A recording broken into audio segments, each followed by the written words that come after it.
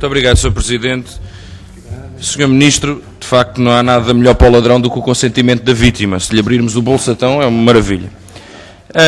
Eu não esperava, como é óbvio, que o Sr. Ministro viesse aqui reconhecer que as suas políticas são um fator de concentração de riqueza, que são um fator de acumulação de grandes fortunas e de diminuição e de assimetrias sociais, que são a causa do lucro crescente de um pequeno grupo de monopólios. Como é óbvio, não esperava que viesse reconhecer isso, mas julgo que também não terá coragem de dizer que não é isso que se passa. Aliás, ainda no ano passado, em 2011, as 20 maiores fortunas portuguesas aumentaram quase 18%, numa altura em que os portugueses bem sabem que sofrem exatamente o movimento contrário. Senhor Secretário de Estado, eu peço-lhe imensa desculpa por há pouco, porque me estava a ser dado um documento, perdi por momentos o contacto visual consigo, e isso não significa, de todo, a falta de interesse em ouvir as suas respostas. Bem pelo contrário, tenho todo o interesse, temos da parte do PCP todo o interesse, e eu gostava de lhe pedir desculpa por isso, e gostava até de, na ausência dos seus gráficos,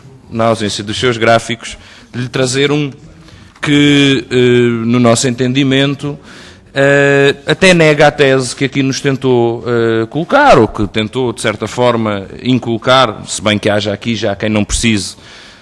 Mas, Sr. Secretário de Estado, eu tenho aqui, curiosamente, com dados da Comissão Europeia e da OCDE, um gráfico que lhe mostrarei, que demonstra claramente que não existe uma correlação direta, como nos quer pintar, entre a variação da rigidez do mercado de trabalho e a variação da empregabilidade, ou do emprego, ou da taxa de desemprego. Esse gráfico, se a sua tese fosse correta, estaria assim, como bem sabe, e estes países estariam distribuídos ao longo de uma reta, mais ou menos uma reta, nesta diagonal. Não é a verdade. Aliás, nada semelhante. E Portugal, curiosamente, está aqui, bem onde a sua tese mais se nega a si próprio.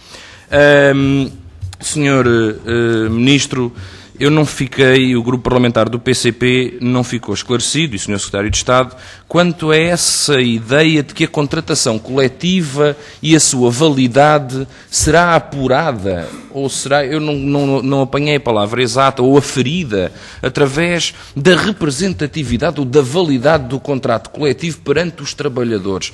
Esse é um instrumento que a Constituição da República não prevê, como certamente bem sabe. O Governo não tem o dom de aferir a representatividade sindical, nem a representatividade da contratação coletiva, e a contratação coletiva não é nem do Governo nem da empresa, é curiosamente um direito dos trabalhadores. E, portanto, a questão que lhe gostava de colocar, e neste caso foi o Sr. Secretário de Estado que nos respondeu, é que instrumento é esse e que ideia peregrina é essa de vir o Governo colocar a chancela e o carimbo naquilo que é ou não é representativo dos trabalhadores. Curiosamente, quando esse carimbo é retirado, que será certamente na maior parte dos casos, o que acontece é que desaparece a convenção.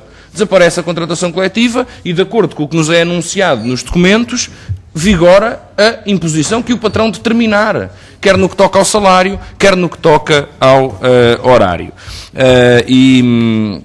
Senhor Ministro, agora diretamente algumas questões. Não ficámos esclarecidos sobre a utilização do Fundo de Pensões para recapitalização da banca. Não ficámos esclarecidos, até porque não respondeu, e em segundo lugar porque não ficámos de maneira alguma a compreender em que termos poderá vir a suceder um golpe desta natureza. Então, o fundo de pensões da banca, que é passado para o Estado, servir para recapitalizar a própria banca? Em que medida, em que termos e em que condições? Senhor Secretário de Estado, Senhor Ministro, peço desculpa, sobre as alterações, as sistemáticas revisões para pior do Pacto de Agressão, sobre as revisões do cenário macroeconómico, há uma questão que continua a ser, pelo menos para nós comunistas, necessariamente colocada em cima da mesa, e é da necessidade urgente da renegociação da dívida, da renegociação dos prazos, dos montantes, dos juros e também da adaptação do exercício de contenção do déficit às necessidades de crescimento. às necessidades de crescimento. Porque a seguir este rumo, neste contexto que se agrava, tudo aponta para que... Termino, Sr. Presidente. Tudo aponta para que estejamos cada vez mais próximos de uma situação daquela que curiosamente acusam inclusivamente o PCP de defender, que é de não ser capaz de pagar a dívida que se contrai.